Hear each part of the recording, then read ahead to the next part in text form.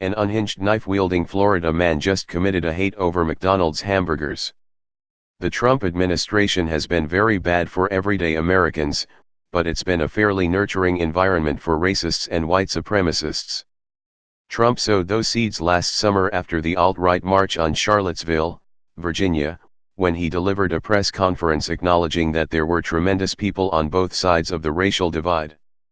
The latest case of Trump-fueled racism comes from St. Augustine, Florida, where a 60-year-old man threatened two men he believed to be Muslim or of Middle Eastern descent in the parking lot of a McDonald's restaurant. The incident occurred on Wednesday morning, and by all accounts was completely unprovoked. Apparently, 60-year-old John J. Smith was exiting the McDonald's dining area when he encountered the two men munching on burgers in the parking lot. Smith approached the men wielding what they perceived as a switchblade or some type of knife, demanding the men get out of his country, because, according to Smith, the men do not deserve to eat here. The altercation escalated as the men approached their vehicle, hoping to put distance and some locked metal doors between themselves and Smith's tantrum. Smith took that opportunity to rush to his car to grab his zapper, the pet name he gave to his stun gun.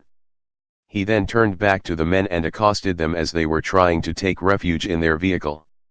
Somehow, Smith managed to get his arm inside the vehicle and attempted to use his zapper on whichever man he could reach. In his haste to escape Smith's torment, the driver accidentally backed into a pole in the parking lot, causing minor damage to the rear bumper. It was at this point the men called authorities, who arrived on scene to interview Smith, a McDonald's employee who witnessed the interaction, and the victims, who at that point told authorities they had been told to get the F out of here.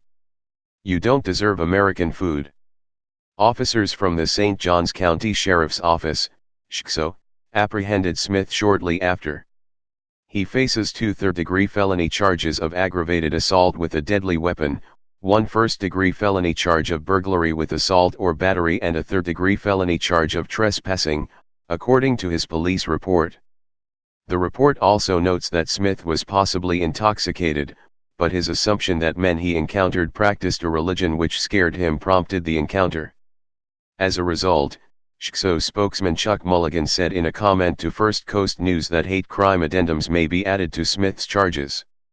That decision will be made by the state attorney's office, he said.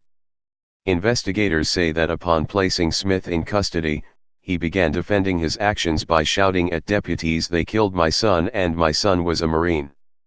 Smith claims his son was a Marine who died in Afghanistan while in combat. The loss of a child is widely regarded as the single hardest situation a parent can endure, and should Smith's claims that his son's life was cut tragically short in a battle overseas be true, he deserves all the comfort and peace to cope with his loss.